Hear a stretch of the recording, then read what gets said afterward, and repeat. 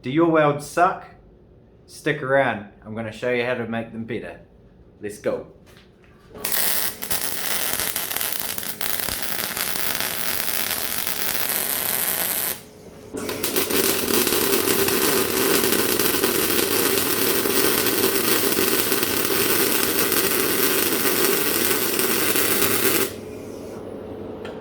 Alright, so when welding, tip number one would be clean your material.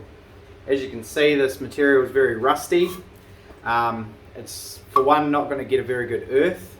So when you connect the earth clamp to it, it's going to have to try and, get that power to run through the rust, which is not ideal. So tip number one, clean the material before you even start thinking about welding.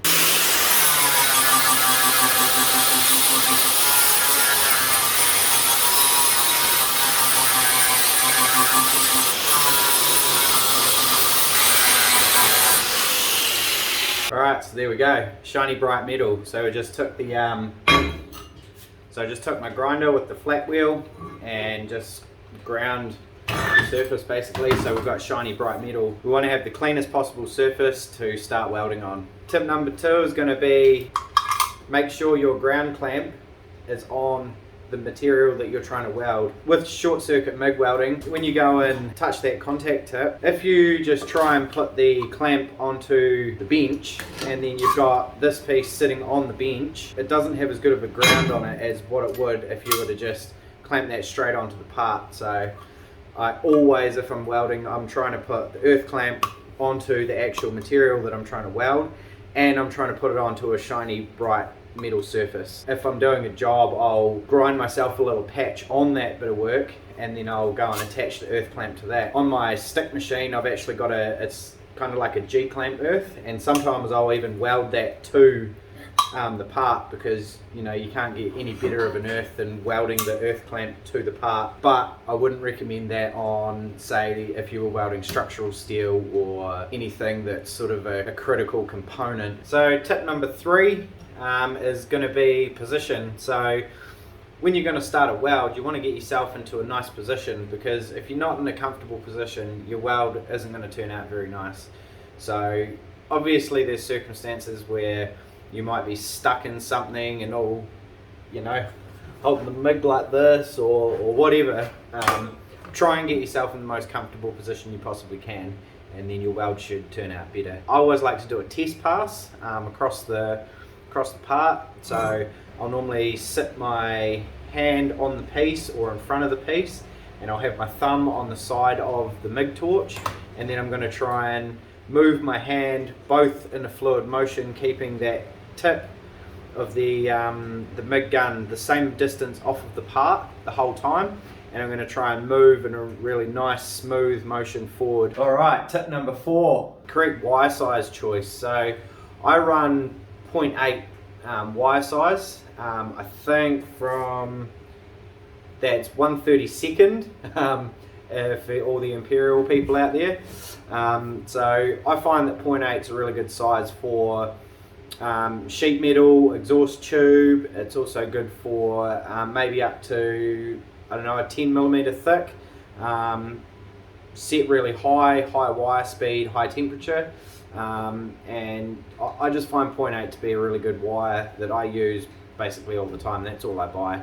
If I'm incorrect on that, Imperial people, please comment below, because that was just the conversion I found on the internet. So the internet never lies. Alright, so tip number five, that's going to be, you want to be hearing a consistent sound. So what I mean by that is, when you've got the welder set up properly, you're going to hear a very consistent sort of people describe it as a bacon crackling sound. So here's a clip now to sort of show you what the sound sounds like and show you what I'm seeing under the hood. Take notice of the puddle and listen to the sound.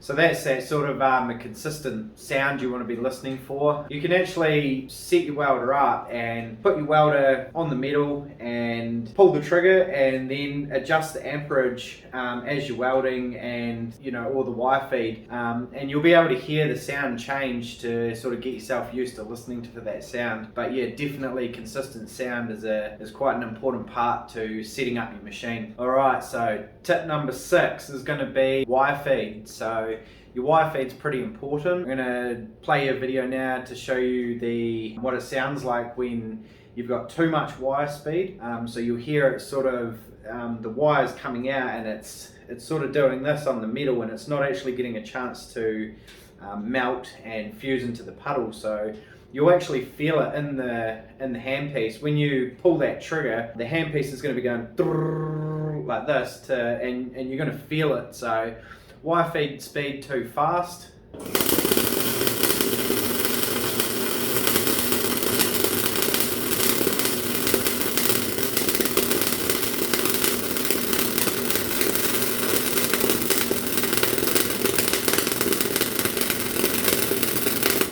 So that was wire feed speed too fast. You probably heard there that noise that it just sounded like it was something hitting. Bing, bing, bing, bing, bing, bing, bing, bing. It's not melting, it's not fusing, it's not working properly. Alright, so now I'm going to turn the machine right down and I'm going to show you what it sounds like and looks like when you just don't have enough wire going into the puddle. So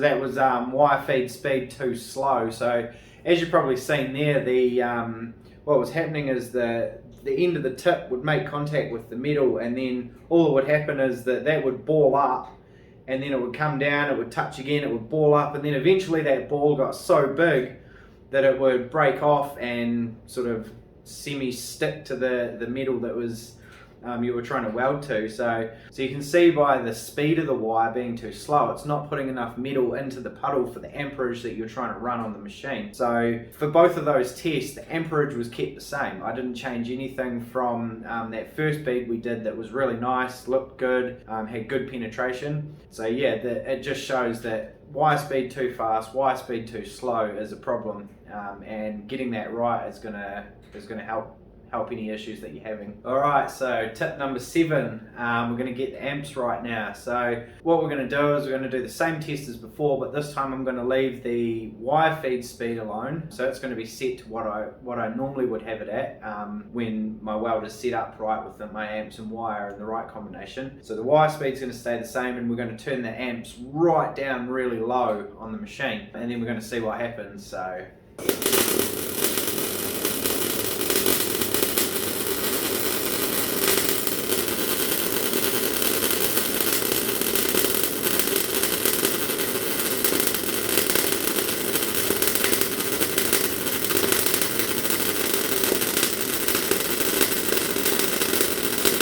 So that's what happens when your amps are a bit low. As you've probably seen there, the metal was coming out of the machine at not a bad pace, but the problem was there wasn't enough amperage there to actually melt the metal as it hit the part. So it was sort of just blobbing and not really sticking or fusing to the actual base material. So that makes a pretty crappy weld, and pretty much you just chip that right off. So alright, so now I'm going to show you what happens when I really crank that machine right up to its full what's mine? I think it's 160 amp MIG welder. So it's not a massive MIG welder, but still for demonstration purposes, we'll turn the welder all the way up. We'll leave the wire speed the same, and we'll see what happens.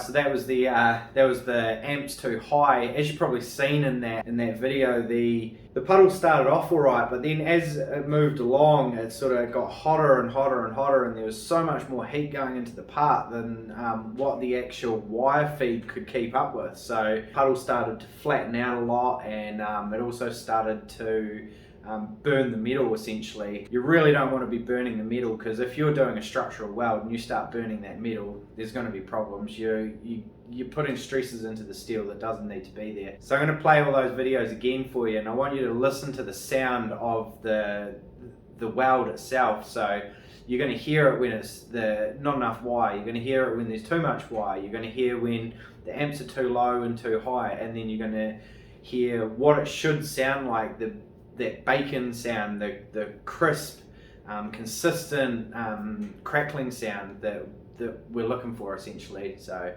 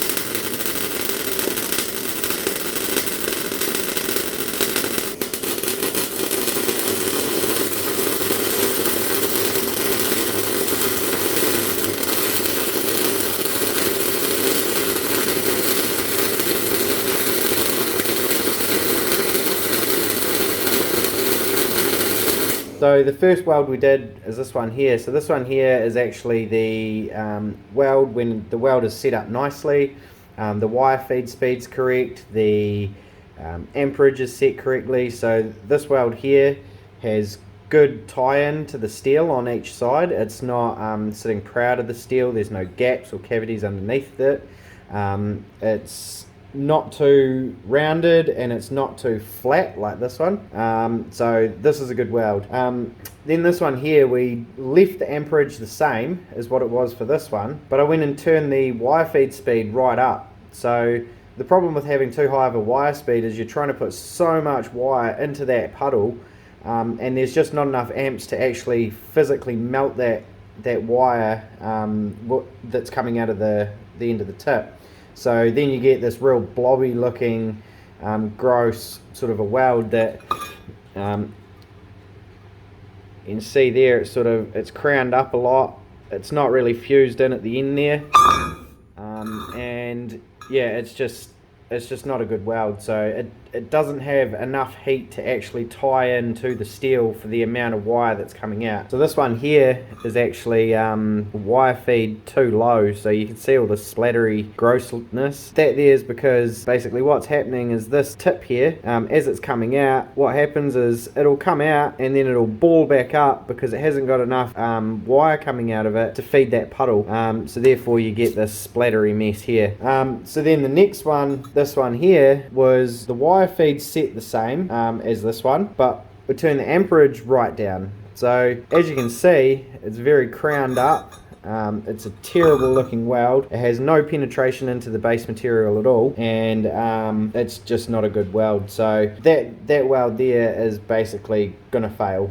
You could probably just about put a chisel under that and chip that off. Then we move on to the last one. So this one here is the same wire feed speed as our good weld, but what we did is we turned the amperage way too high, and as you can see, it's very flat.